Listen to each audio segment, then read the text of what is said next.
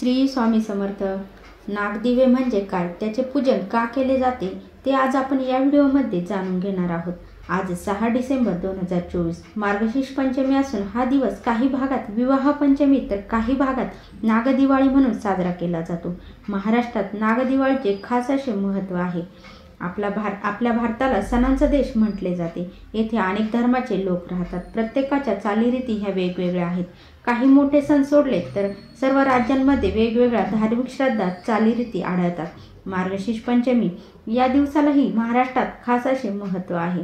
या दिवशी नागदिवे लावून नागदिवाळी साजरी करण्याची परंपरा आहे। महाराष्ट्रात ही नागदिवाळी कशी साजरी करतात, त्या दिवसाचे महत्त्व काय ते आज आपण या व्हिडिओमध्ये माहिती करून घेणार आहोत।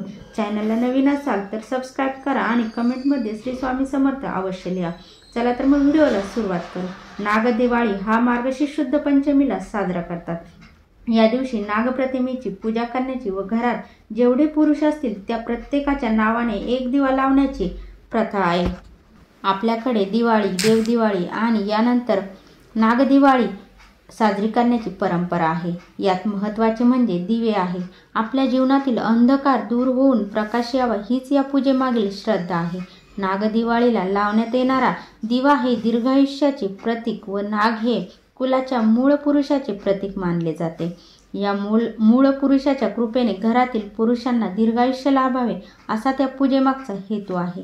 या नागदिवाळीला नागाची पूजा केल्याने आणि व्रत केल्याने फलप्राप्ती होते, सुख समृद्धी ऐश्वर्य प्राप्त होते। नागदिवाळी आज असून ती पूजा कशी करायची आहे तेच आता आपण बघूया।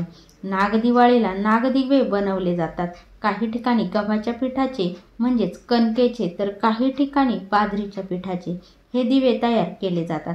आपापल्या परंपरेनुसार कोणी 1 तर कोणी 5 दिवे लावतात, तर काही ठिकाणी घरात जितके पुरुष मंडळी आहेत तितके दिवे लावण्याची पद्धत आहे। या दिवशी हरभऱ्याची भाजी, मेथीची भाजी, वांग्याचे भरीत, भात असा नैवेद्य पूजेमध्ये अर्पण करतात। अशा प्रकारे ही नागदिवाळीची पूजा केली जाते। व्हिडिओ आवडल्यास लाईक, शेअर, कमेंट करा। चॅनलला नवीन असाल तर सबस्क्राइब करा। श्री स्वामी समर्थ। जय जय स्वामी समर्थ।